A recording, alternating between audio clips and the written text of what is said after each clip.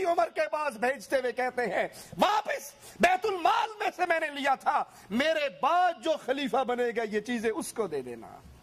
حضرت عمر رضی اللہ عنہ وارضا ان چیزوں کو دیکھ کر رو پڑے اور کہنے لگے ابو بکر پہ اللہ رحم فرمائے، خلافت کا کام کتنا مشکل بنا دیا، جو بیت المال کا پیالہ بھی اپنے گھر چھوڑ کر نہ مرا، جو بیت المال کی اونٹنی اپنے دروازے میں بندی ہوئی چھوڑ کر نہ مرا، جو ایک چادر بیت المال کی واپس دے کر مرا، تم اس کے خلاف زبان نکالتے ہو۔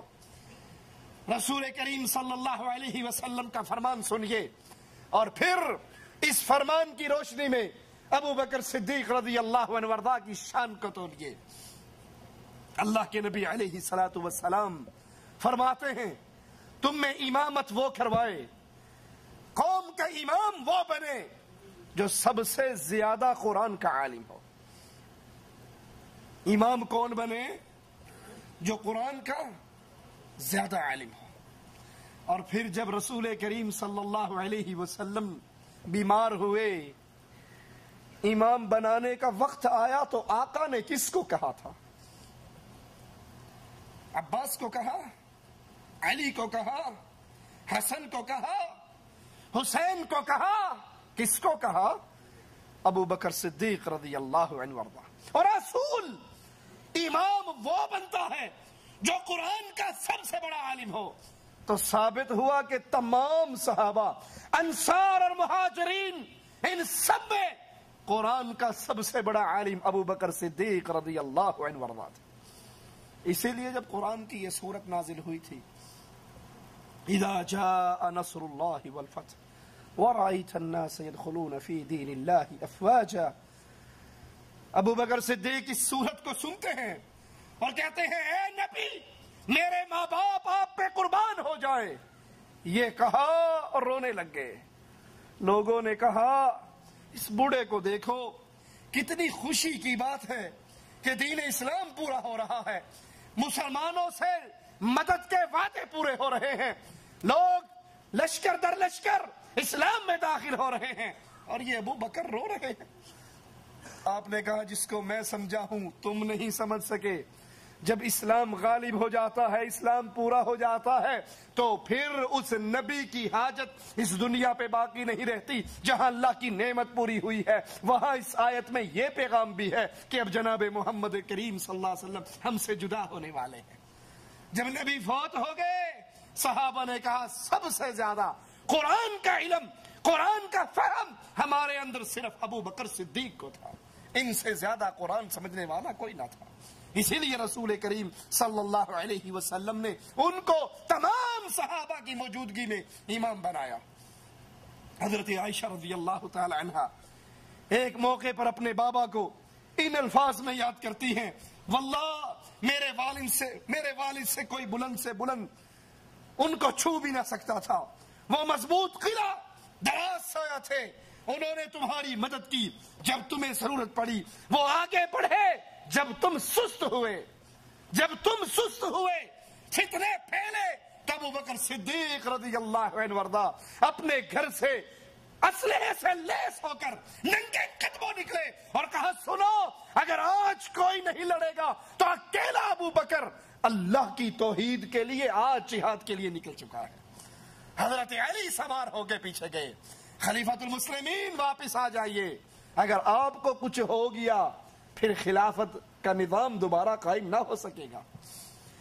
تمہاری مان لے کہ اہل بیت کی دشمنی تھی ابو بکر سے، تو جب ابو بکر جہاد کے لیے نکل رہے تھے، حضرت علی کو تو کہنا چاہیے نا چھیتی جاوے جان چھوٹے، میرا راستہ صاف ہوئے، وہ پیچھے کیوں گئے تھے؟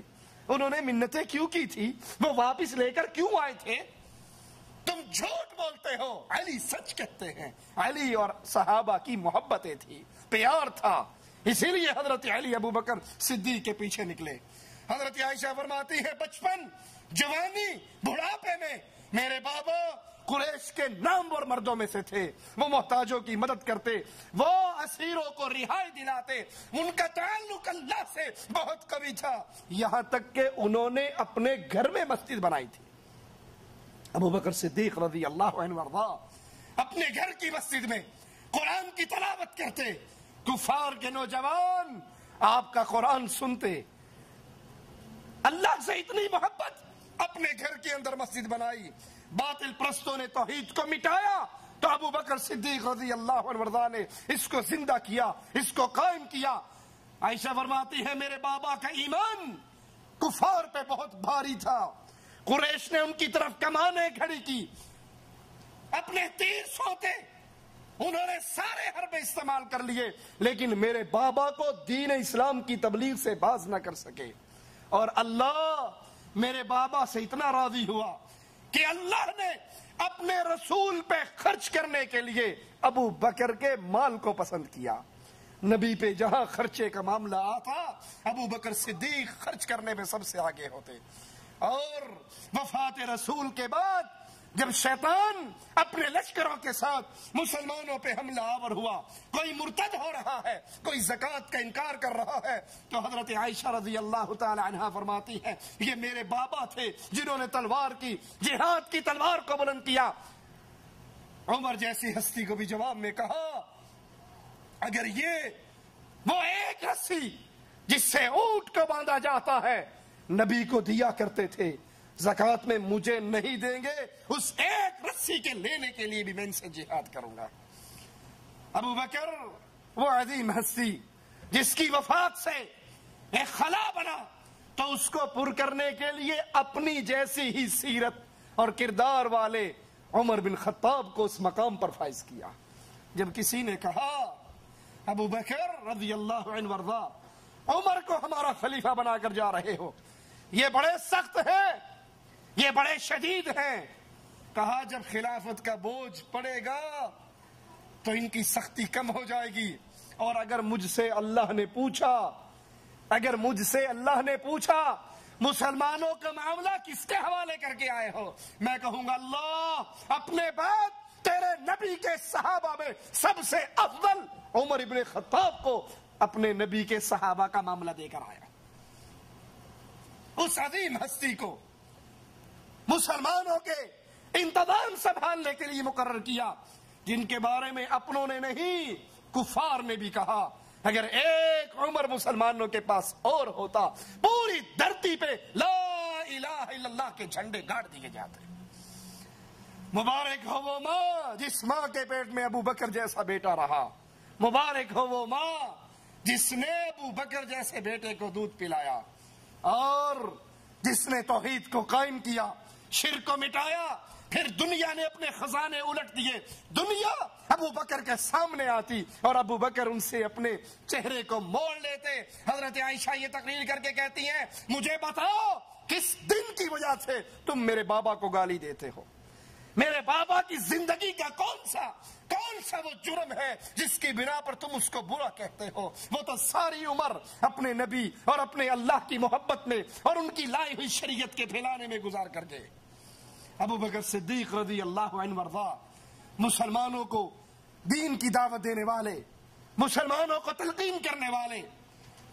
سلمان فارسی سے کہا نماز کی تلقین کرتے ہوئے کہ اے سلمان اللہ کا خوف کیا کرو، وہ قریب ہے وقت جب سب کچھ چیز چھپی ہوئی چیزیں واضح ہو جائیں گی، ظاہر ہو جائیں گی، اور لوگ معلوم کر لیں گے ہر چیز میں تمہارا کیا حصہ ہے، تم نے کیا کھایا اور کیا چھوڑا ہے۔ یہ سمجھ لو جس نے 5 وقت نماز ادا کی وہ صبح سے شام تک اللہ کی حفاظت میں آ گیا، پھر اس کو کون مار سکتا ہے؟ اور جس نے اللہ کے ساتھ عہد شکنی کی وہ الٹے منہ کر کے دوزخ میں لٹکا دیا جائے گا۔ جس نے 5 نمازیں مسلمانوں کے ساتھ ادا کی یہ اللہ کی حفاظت میں آ گیا، صبح سے لے کے شام تک یہ اللہ کی نگہبانی میں آ گیا۔ اب جو بندہ اللہ کی نگہبانی میں ہو اس کا کوئی کچھ بگاڑ سکتا ہے؟ اور جس نے ان نمازوں کو ترک کیا اس نے اپنے اور اللہ کے درمیان عہد کو توڑ ڈالا، اب اس کا ٹھکانہ الٹا کر کے جہنم میں لٹکایا جانا۔ والدین کے حقوق کے بارے میں ابو بکر صدیق کی کتنی عظیم تعلیمات ہیں۔ عاصم بن فاروق کا جب اپنی والدہ سے جھگڑا ہوا آپ نے فیصلہ فرمایا اور اس کے بعد عاصم کو تلقین کرتے ہوئے کہتے ہیں اچھی طرح جان لو کہ تمہاری والدہ کی ہر بات تم سے بہتر ہے، عبد الرحمن بن عوف رضی اللہ عنہ وارضا کا ایک ہمسائے سے جھگڑا ہوا. اس کے پاس آئے اور کہا عبد الرحمن اپنے ہمسائے سے جھگڑا نہ کرو کیونکہ اس کا تعلق تم سے قائم رہے گا. لوگ تمہارے درمیان آ کر باتیں کر کے واپس چلے جائیں گے اور تم دونوں کا حال لوگوں کو سنائیں گے, لیکن تم دونوں کا پڑوس تو باقی رہے گا, تمہارا رشتہ تو باقی رہے گا.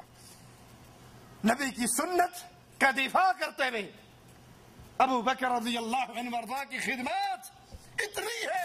صرف ایک مثال اپنے سامنے رکھیے کہ نبی کی سنت کی مخالفت ابو بکر برداشت نہیں کیا کرتے تھے. ایک عورت نے حج کے دوران خاموش رہنے کی منت مانی کہ پورے حج میں خاموش رہوں گی. ابو بکر صدیق کو علم ہوا تو اسے کہا بات کر, گفتگو کر, خاموش نہ رہ کہ یہ عمل جاہلیت کا عمل ہے اور شریعت اسلامیہ میں ناجائز ہے. آج ہمارے ہاں بھی پیروں نے روزے رکھے ہوتے ہیں نا, چپ شاہ, پیر چپ شاہ.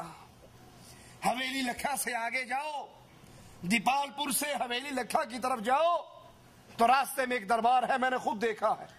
پیر چپ شاہ, کیوں جی؟ بڑی پہنچی ہوئی سرکار ہے, 9 سال سے چپ کا روزہ رکھا ہے. مگر انشاءاللہ پکا ہی چپ ہو جائے. یہ چپ کا روزہ رکھنا, یہ خاموش رہنا, یہ مراقبے اور چلے کاٹنا, اس کی تعلیم ابو بکر صدیق رضی اللہ عنہ وارضا اس کو کیا کہتے ہیں کہ یہ جاہلیت کا عمل ہے, زمانہ جاہلیت میں ہوا کرتا تھا, شریعت نے اس کو ناجائز قرار دے دیا. یہ پیر چوپ شاہ آج بڑے پہنچے ہوئے پیر ہیں شریعت کے اندر. یہ اللہ کے رسول صلی اللہ علیہ وسلم کے گستاخ ہیں, یہ نبی کی شریعت کے مقابلے پہ اپنی شریعت بناتے ہیں. لشکر شام پہ جب یزید بن ابی سفیان کو سپہ سالار بنا کر رخصت کیا تو رخصتی کے وقت فرمایا سنو, کسی عورت کو قتل نہ کرنا, کسی معذور کو قتل نہ کرنا, کسی بوڑھے کو قتل نہ کرنا, پھلدار درختوں کو نہ کاٹنا, کھیت نہ اجاڑنا, کھجور کے درخت کو جڑ سے نہ کاٹنا اور نہ جلانا, اسراف نہ کرنا اور بخل بھی نہ کرنا. اپنے عمراء کو اللہ کے نبی صلی اللہ علیہ وسلم کی تعلیمات سنا کر پھر میدان جہاد کے لیے روانہ کرتے. مسلمان کے خون کی قیمت ابو بکر صدیق کی نظر میں کتنی تھی؟ ایک شخص ابو بکر صدیق رضی اللہ عنہ وارضا پر کے ساتھ گفتگو کرتا ہے, ابو بکر اس میں ناراض ہو جاتے ہیں. دوسرے صحابی کہتے ہیں اللہ کے نبی کے خلیفہ اس شخص کی گردن کاٹ دو. آپ نے کہا سنو, رسول اللہ صلی اللہ علیہ وسلم کے بعد ایسا کرنے کی کسی اور کو اجازت نہیں ہے, یہ مقام صرف محمد الرسول اللہ کا مقام تھا. ان کے ساتھ جو گستاخی کرے اس کی گردن کاٹ دی جائے گی, یہ مقام محمد ہے, اب اس کے بعد کسی اور کے لیے لائق نہیں ہے. مسلمان کی خون کی حرمت. اگر ان کی شان دیکھنا چاہتے ہو تو قرآن حکیم کی آیت ثانی اثنین اذ ہما فی الغار اذ یقول لصاحبہ لا تحزن ان اللہ معنا. دو جب غار کے اندر اور دو میں سے دوسرا اپنے ساتھی سے کہہ رہا غمگین مت ہو, ان اللہ معنا. ابو بکر کو گالیاں دینے والوں, ابو بکر کی تکذیب کرنے والوں, اور نعوذ باللہ ثم نعوذ باللہ معاملہ تکفیر تک پہنچ چکا ہے. لوگ آج ابو بکر کے ایمان کا انکار کرتے ہیں. اگر تمہاری بات مان لی جائے, قرآن کی اس آیت کا کیا ترجمہ کرو گے؟ رسول صلی اللہ علیہ وسلم ابو بکر سے کہہ رہے, قرآن کے الفاظ گواہی دے رہے, لا تحزن ان اللہ معنا. غم کیوں کرتے ہو؟ اللہ ہمارے ساتھ ہے. اگر نبی ایمان والے تھے اور ابو بکر نعوذ باللہ بقول تمہارے اہل ایمان میں سے نہیں تھے, پھر قرآن کیوں کہہ رہا ہے ان اللہ معنا, اللہ ہمارے ساتھ ہے؟ نبی کو یہ کہنا چاہیے تھا ان اللہ معی, رب میرے ساتھ ہے. جس طرح اللہ اپنے رسول کے ساتھ, اسی طرح وہی اللہ کی معیت اس وقت ابو بکر صدیق رضی اللہ عنہ وارضا کو حاصل تھی. ان کا ایمان بنی اسرائیل کے ایمان سے بہت بڑا ہوا تھا،